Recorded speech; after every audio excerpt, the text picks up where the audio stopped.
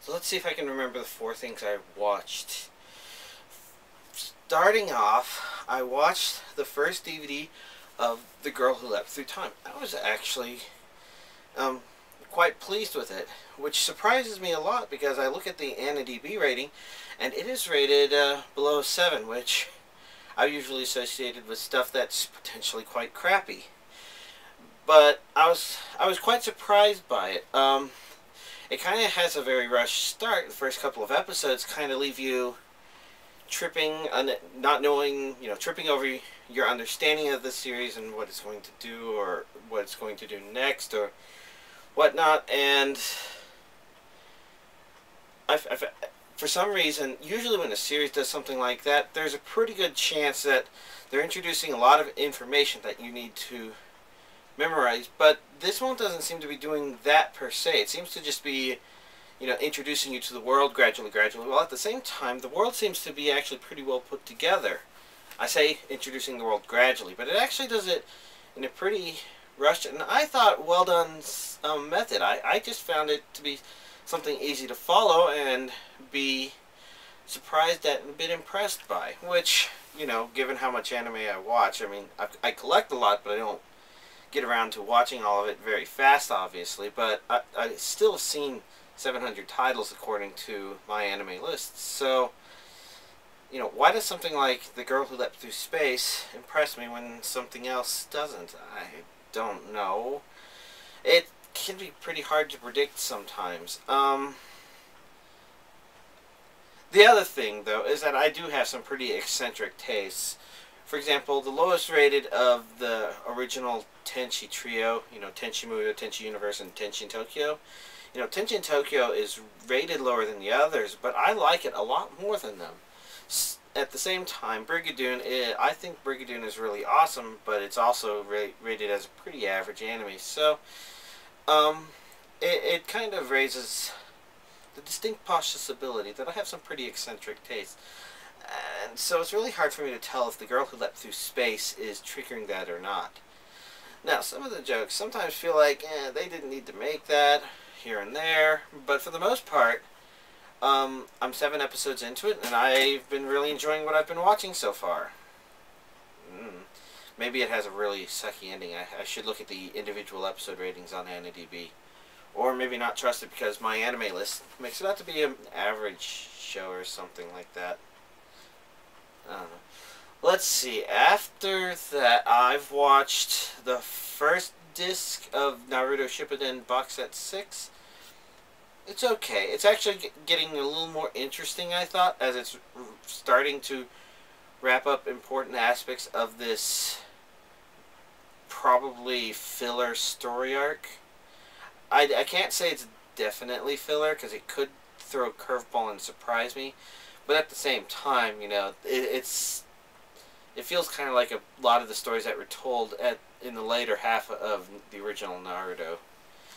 Maybe not as dependent on Naruto's strange form of humor that kind of falls flat when I watch it and makes it hard for me to enjoy it, but it's still a bit I'm still waiting for this one to end or for the series to actually make Naruto himself relevant. It's kind of annoying. I'm a big fan of the protagonists of the anime I watch usually.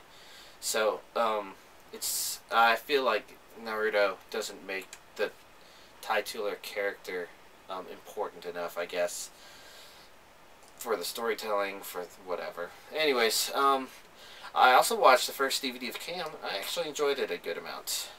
Nice, fun, simple little series. I can't think of anything that really stood out as an obvious reason why, though, so I guess I'm not sure. I'm watching the dub. Part of me can't help but watch the dub and feel like something's out of place, but I don't know if that's because I almost expected K-On! To be subtitled only or something. It's really strange what your own perceptions can do to you, I guess. I don't know. And then other than that, I've just been watching more Flame of Recca. I think I'm up to the 4th disc now. I'm going a bit slowly with my anime watching, I admit. Had to finish up some Rune Factory Frontier stuff before vacation ended, and then after vacation I've been having trouble readjusting to a normal sleep schedule. It's not normal, by the way. It's kind of late shifted. In fact, I'm recording this at 12:25. Wow. Oh well. Anyways,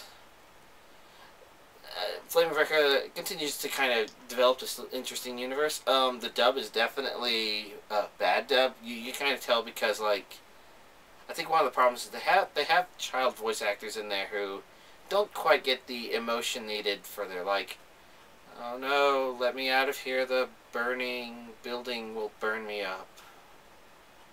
You know, not very, oh shit, I could die, or I'm going to try and manipulate people. Just kind of somebody reading a script. It kind of feels like that. I could explore subtitles, except at the same time, I've got a good tolerance for bad dubs like that. I can just imagine what they're supposed to sound like, I guess. So, that doesn't distract me too much. Otherwise, again, I kind of like the little story they're building. And again, it does feel like, it does give that same feeling as shows like Rurouni Kenshin and Yu Yu Hakusho, I think. Rurouni Kenshin mostly in the second season when they had a bunch of people to fight. You know, it does some pretty stereotypical shonen stuff of, oh, now there's this guy with this power, and only one person from our group has to fight him and discover his hidden power, and etc., etc. It's not bad, but sometimes knowing that these things are going to happen and seeing them happen and stuff,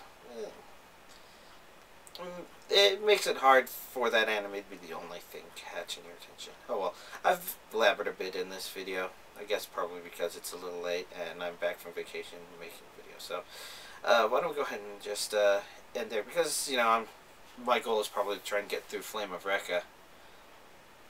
Oh yeah, because I've not watched any of that. So, yeah. I'll see if I can finish Flame of Recca.